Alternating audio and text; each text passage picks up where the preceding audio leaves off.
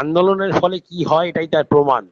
আজকে ঝাড়গ্রাম পলিটেকনিক কলেজের শিক্ষক প্রশিক্ষকদের যে ট্রেনিং চলছে, সেই ট্রেনিং এ শিক্ষক প্রশিক্ষকরা জানালেন যে যে অভিযোগ আমরা করেছিলাম এর আগের ব্যাচে শিক্ষক প্রশিক্ষকদের কাছ থেকে, আমরা তো তথ্য ছাড়া কোনো কাজ করি না, আমরা যখন শিক্ষক প্রশিক্ষকদের কাছ থেকে যে তথ্য পেয়েছিলাম সেই তথ্যের ভিত্তিতে অভিযোগ করেছিলাম।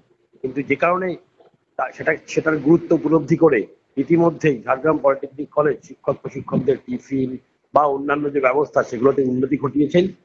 এর জন্য আমরা আমাদের সংগঠনের পক্ষ থেকে তাদেরকে ধন্যবাদ জানাচ্ছি এবং আমরা চাই যে বৃত্তিমূলক শিক্ষায় সর্বস্তরে যেন শিক্ষক প্রশিক্ষকদের মর্যাদা এবং যা তাদের জন্য করা উচিত এটা যেন সকলেই উদ্যোগ নেন, সেইভাবে এগিয়ে যান।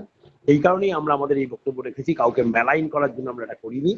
আমরা চাই বৃত্তিমূলক শিক্ষার সঙ্গে জড়িত মানুষ তাদের উপযুক্ত সম্মান পাক এবং যে দাবিতে তারা লড়াই আন্দোলনে যাচ্ছেন, যদি সরকার এবং সরকারি আধিকারিকরা সেটা বুঝে উপলব্ধি করে সেই দাবি সপক্ষে মত দেন এবং সেই দাবি পূরণ করে দেন, তাহলে নিশ্চয়ই আমরা ভেবে দেখব সরকারের সঙ্গে কতটা আমরা সহযোগিতা করতে পারি। ফলে এটাই আমাদের বলার এবং আমরা ধন্যবাদ জানাবো ঝাড়গ্রাম পলিটেকনিক কলেজের প্রিন্সিপালকে, যিনি এটা বুঝতে পেরে সহৃদয় হয়ে শিক্ষক প্রশিক্ষকদের টিফিন এবং অন্যান্য ব্যবস্থাগুলো উন্নত করেছেন, ভালো করেছেন। তার জন্য আমরা আমাদের মানে নিখিলবঙ্গ বৃত্তিমূলক প্রশিক্ষক সমিতির পক্ষ থেকে তাকে অসংখ্য ধন্যবাদ জানাচ্ছি।